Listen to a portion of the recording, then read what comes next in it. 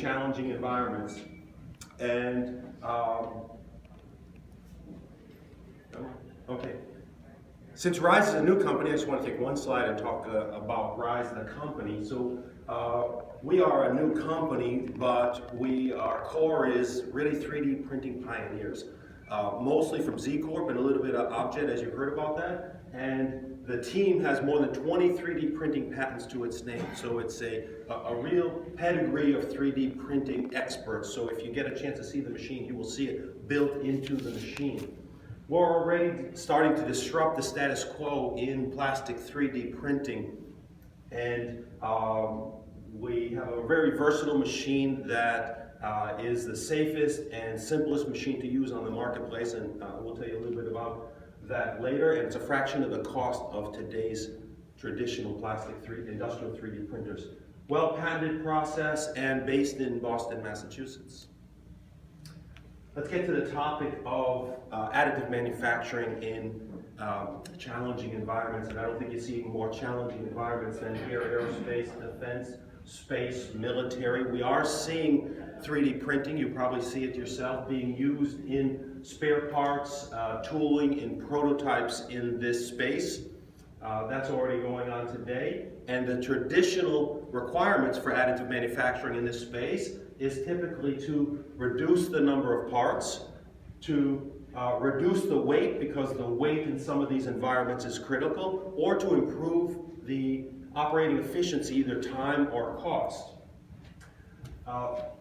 This is still going on today, and 3D printing companies are doing those functions. But I want to talk about the 3D printing capabilities that today's 3D printers can handle in challenging environments, and that is the ability to make spare parts, prototypes, tools, custom one-offs in challenging field operations. So whether it be field bases at sea, in outer space, or in some functional location, the ability to have custom manufacturing on demand in a field location is something that today's 3D printers can't handle. The requirement for this location is the ability to make spare parts, to make tools, to make prototypes, to fix functional parts in the field on demand in the field. So you need to be able to adjust material properties because you don't know what you're going to need. So the needs here are not to reduce the number of parts or to reduce the weight of the material or operating efficiency. These are emergency needs that the user wants to solve a unique problem that they don't necessarily know about. They need to have a flexible machine that can do it in the field. Since it is in the field, it doesn't have the opportunity to be in an additive manufacturing lab. These solutions need to be able to work from file to usable part without any special requirements, without any venting or special utilities. It needs to sit there and to operate itself wherever the user wants it to be, without ignoring the safety or environmental uses or requirements of their organization. Those are critical. You want safety for the operator, and you don't want to hurt the environment while you're solving this problem you're trying to solve. So, what's holding us back in getting there? First off, current technologies that can work in these field and critical locations do not provide good mechanical properties. So they're brittle, incomplete curing in some technologies, low HDTs, non-isotropic parts. The parts aren't good enough. When you break a machine out of the lab, you don't get high quality parts. Lack of strength, the laminar strength between each layer in technologies that can work in these challenging environments are sometimes half the strength of the molded part, 60% of the XY part, not good enough for most applications. In some cases, perhaps if you wanted to replace a spare part, you need surface finish to match a real end-use surface finish. It's not there today in these locations. And again, for the same spare part, you would like it to match the color of the current technology, and it's not there today. So the only way to get color on a part is to paint it, and you can't do that remotely. And from file to part, today's technology is just too slow. When you have an urgent need, an emergency need in one of these critical locations, you're just not going to be able to make it fast enough, especially with today's software processing that's needed pre-printing or post-processing that's needed to get a quality part outside. You just don't have the speed. And as an example of a process that would show the actual time, not the time that you may think about, if the total build is 8 hours and the post-processing is 4 hours, you would think to yourself that it's 50% overhead to create the part. So the part is 8 hours and 4 hours to print, but actually it's 250% in reality. So how does that work? So if I say in the beginning of day one I start to build an 8-hour part, and most likely it's still printing when I go home from that day. So the next morning I come in and I start my post-processing. If my post-processing is 4 hours, then by noon on day 2, I have my part ready. So it's actually 28 hours, not 12 hours, and it's 250% of time. So in those critical operations where you want to have a part as soon as possible, maybe there's some machine down, there's some critical process that you need to satisfy, you're wasting 250% of your time by this process. In addition, first let me say, I think safety in industrial 3D printing is under considered. Because 3D printing is in a lab, and the lab has venting, and it has special processes, and a lot of people that want a 3D printed part don't actually know what goes on in the lab. And when we bring parts with supports on them, a lot of people that are new, and there's not among people, but a lot of people that are new to the industry come up and say, oh, really? It's that dirty little secret of post-processing. And the biggest part of that post-processing challenge is the safety and environmental aspects of the post-processing. So in printing, if this happens to be the result from Illinois Institute of Technology, and it's referencing the outgassing from a thermoplastic extrusion machine, and you can't see all the names up there, but they're not pretty names. There's styrene and lactite and glycerin and hexanol and blah blah blah blah blah. Those are outgassed from a standard thermoplastic extrusion 3D printing system. It's okay if you're venting. I think it's okay, but the industry doesn't pay any attention to that aspect of it. But now if I add the post-processing aspect of it and the chemicals used in post-processing, both to buy them and to dispose of them, it's an environmental aspect that the industry should want to get rid of. It's inconvenient in an additive manufacturing lab. It's actually unusable in these remote, challenging environments. So the best printers are not used in these challenging environments because of both environment and safety. And I want to stress that we need to change it. This is outside of this presentation. We need to change our belief about environmental and safety aspects of 3D printing. And that is pushing the suppliers not to accept the status quo. The other thing from 3D printing in remote locations is you don't necessarily have the expertise of a CAD programmer or of a trained operator. So the printer should be able to operate by push and print. And today, STL, OBJ outputs that we're still using in this particular environment needs to go through a third-party software to fix triangles, it needs expertise, and it is time-consuming, and I think the expertise is more important because not everybody, therefore, can run the machine. So this particular slide, I'm going to talk about post-processing just in one slide, and then I'm going to promote a presentation that I have tomorrow at 3:30, which is based on the real cost of post-processing in additive manufacturing. A white paper done by Todd Grimm. Everybody knows Todd because he's been up in front of the stage over the last 3 days. And Rize contracted Todd to do a white paper and gave us no editorial rights in this white paper about the cost of post-processing. We really didn't know. We knew that post-processing was expensive. Let's see how Todd got some experts together, put the presentation together. It's amazing the cost of post-processing. What he found is companies, and probably some of you in this room, have 4 to 10 industrial 3D printers. If that's the case, you spend $100,000 to $500,000 a year on labor for post-processing. On labor for post-processing that you hardly even notice. That's $25,000 to $50,000 per machine just in labor. 17 to 100% on post-processing time. That deals with, that's determined by the complexity of the part that you're post-processing.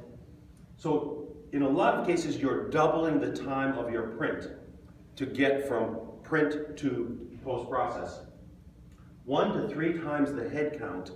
And this is very talented workforce. So the machine is automated, great, but that automation stops as soon as you get to post-processing, and the labor is intense, and the facility needs are at least double. So if you have the printer here, you need at least that kind of footprint for the post-processing. But the labor and the quality go hand in hand. Because it's such a manual process, these are artists that need to clean the part, that need to make sure you don't break the part. And I'll reference my own Objet experience. So for 8 years, I was the president of Objet, and you can ask my friend Amnon here. I could not clean a part without breaking it. And many of the companies in Todd's survey said sometimes they print 2, just in case they break it in post-processing. So if you could eliminate post-processing, you would improve the throughput because you don't print 2, and definitely improve the reliability and the quality. And an interesting point that I never considered, which is post-processing is a manual process. I mentioned that. But so the parts come out of the printer in a batch, and then they wait in a queue for the manual process of post-processing. And some companies are just not printing more because their bottleneck is their post-processing. So some of the companies were only operating their printer at 60% of capacity because they didn't have the flexible manpower, because it takes training to run their post-processing. As I mentioned, I have a full presentation tomorrow on this at 3:30, the very last session of the week. So everybody gets a prize if they sit through the last session of the week on post-processing.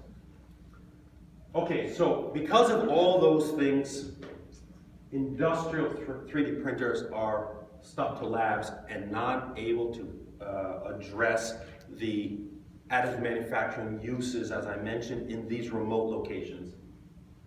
Facilities and size and environmental needs. Okay, so what is needed? A machine that can provide versatility and control with variable material properties so that the needs of the requirements of the user are addressed on the spot with flexibility. Of course, portability, because we're in these remote locations.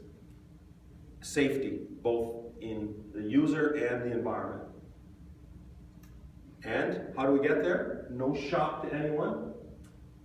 This is one solution, which is Rize's, another acronym for you, APD, Augmented Polymer Deposition. It's a new standard for versatility in additive manufacturing. That's our system. You'll see it downstairs in P8.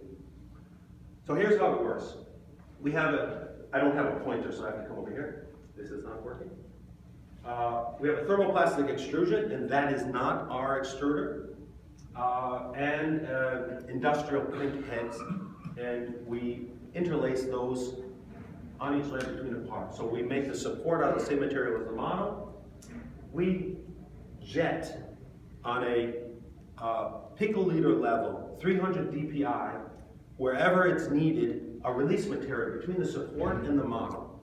And that release fights the attachment of the layer above. and it says support me, but don't stick to me. Stick to me enough so that you can get good surface finish above me, but don't stick me enough that you leave any residual marks when I peel you off. Then we start the model, and then the really interesting thing starts. We jet out of a different head a material that changes, an inks, additives, change the mechanical properties of the part, voxel by voxel. So right now we're jetting a color ink, so we can do text and imaging, and the release ink, but the capabilities are endless, and I'm going to show you some of those in a few minutes. And that process continues throughout the build. So we're saying that on every voxel you could change the mechanical properties. You can make one more rubberized, you can make one thermally conductive, electrically conductive, you can change the color, you can make it a release. So the map of the part could look something as crazy as this when you're changing the mechanical properties in every little voxel on the part. This is just a graphic representation of what could be. So again, as a support process, it's as simple as this. This is actually the carriage of our machine. If you came down to our machine, you would see something like that on the machine that carries the heads and the jet heads. And this part, we know it very well. We've printed it many, many times on our machine. We use our machine to create the prototypes for our machine, so it's kind of interesting. When we print this part, and before we had our machine ready, we had an FDM solution that we used, and we had the vat, so you're going to see our particular cleaning unit that we have in the back of our office. But this part would take about 8 hours to print and about 8 hours to soak in the sodium hydroxide. So it's really a couple days of printing. It takes pretty much the same 8 hours for us to print, but almost zero time to pop off those supports. So we save 50% of the time and a lot of the hassle, and dealing with the sodium hydroxide, as you all know, is a nightmare. And as you see here, and then the parts that I have here, we're able to put text and images, not just on the part, in the part. Every voxel of every layer, we can decide to put a color drop. Not just drop, but small pick leaders. So we can put 300 dpi, we can put it anywhere in the part. So you can't scrape that off or scrape it off these parts here. It is in the part. Now, I'm not going to spend a lot of time on the future, but the future is almost endless. So this might be a bracket that you would design for challenging environments. And what we would be able to do is to jet some composite material in the right location to put it exactly where it's needed during the extrusion process. Or a heat sink where we could have the design and the heat transfer. We could have thermally conductive channels that say, okay, send the heat over here. And that could have some design that says, instead of expanding during heat sinking, it could actually shrink the physical location because of where you send the heat channels. We could jet active components, battery components, making smart sensors. We could jet conductive material and form antennas. The use is endless. To make actuators, to make static dissipating test fixtures for electronic circuits, and to jet copper instead of silver channels that is in today's 3D printed electronics. We can actually print copper in a future machine. Fire retardant materials, and maybe the most important is if you can have good isotropic material properties and you can have color and surface finish, you can make real spare parts on the fly, in the field, to whatever spec that's needed. That's pretty exciting. So that's where we're headed. We're using real engineering plastic, high-end engineering plastic. We have one material we're using now. It's a great everyday plastic. We'll talk about that a little bit. But we plan to have a family of materials. We will partner with plastic suppliers. The material price, just coincidentally, is about 40% of the standard in today's industry from a price standpoint. So both the machine is 1/3 the price and the material is 40%, so it's even cost effective. Third-party testing that we did showed our material here in purple, like my shirt, and the mechanical properties are isotropic. So in the Z direction, we are twice the strength of ABS Plus and stronger than polycarbonate. Isotropic with low water absorption, high HDT, and a great resistance to solvents. Very high modulus, so a really strong, solid part that people can use in real functional applications. So in the next release, I will say, so not right now, we will have smooth parts that will meet real end-use capabilities. And we will have full CMYK color palette. We came out with the one color right now, this pretty blue. So the thermoplastic doesn't give off any volatiles. I just want to stress that because I stress how most others do. This particular blue has no volatiles in the MSDS, that's why we picked this. So you could take this machine, put it in your baby's room and feel safe that, that there's nothing that's going to harm your school, whatever you want it to do. From a software standpoint, I'm just going to take one step back again because, okay, quick step back again. Our software manager and co-founder of Rize created the STL format in the mid-'80s when Chuck Hull came to PTC. The guy was the chief architect of PTC, is Leonid Rize, our software manager, co-founder, and Leonid had no time, so he created this crappy format that we call STL format today, and the format that we use today, which is crazy. But so he wanted to redeem himself and said, okay, I'm going to put smart algorithms in the Rize slicer so that if there are defects in the STL output, a reverse triangle, a streak of triangles that don't belong there at all, just noise in there, I'm going to print them correctly. So during our slicing process, when the algorithm is going around saying, okay, here's a slice, whoa, what is this 90-degree triangle doing here? Do some tests? No, ignore it. Print around it. It prints imperfect files, which is quite amazing, allowing the user to just print and push print and go and not worry about file fixing before you get it. Which allows you, if you think about from file to part, and that's the way you always need to think about 3D printing, that from the time I would love it, what's the software, the print time, and the post-processing, the Rize solution allows for a very fast turnaround. So accordingly, with the zero post-processing and the portable environment, we're able to have remote locations in these critical places that we were talking about before, or in an office environment, breaking the chains of the 3D printing lab. Now, I will have to say, many of my customers today are 3D printing labs. They love this machine. This is outside of the topic on hand, but they love the machine because they're able to get the part to their customers one day faster. And they're always disappointed in their design engineers that are designing stuff and sending parts downstairs. And with the Rize solution, they're able to get the parts to them sooner.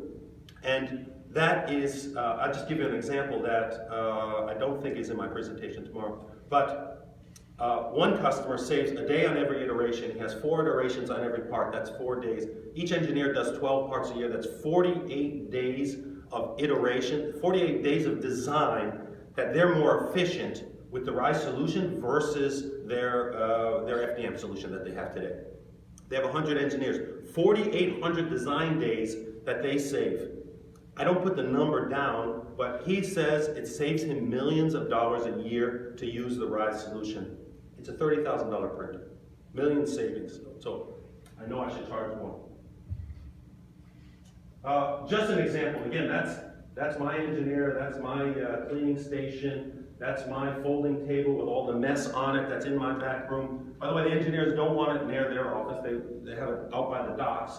But this is the same part. We have this part in our booth. On the FDM process, it's 3 hours. Sodium hydroxide, noisy, smelly, contaminated. Now you got to cart it away. 3 hours versus the Rize at the desk, 25 seconds. We use a little bit of marketing license, and we call that zero post-processing. I've had people tell me, zero it's not really zero post-processing. 3 hours versus 25 seconds, close enough to zero post-processing. It's a catchier phrase than 25-second post-processing. Okay, again, I'm stressing Rize, safe, eco-friendly solution, no outgassing, no messy chemicals, no post-processing, materials are safe, green, and we will keep it that way. When we get to a full color solution, CMYK, we're not going to be as lucky to say there are 0 volatiles on the MSDS, just in case that was a question you're going to ask. You can't get a blat that doesn't have some volatiles. So the target of my engineers is it will be as safe or safer than your inkjet printer at home. So if you're comfortable with your inkjet printer at home, then you're comfortable having your Rize solution anywhere you want to put it. Summary slide. 3D print manufacturing parts on demand. Adapt the material properties as you need it in the office or the lab. First, zero post-processing, industrial, 3D printing. So, the solution that we believe can address these challenging environments. I took up almost all of my time, but happy to keep you here as long as you want. And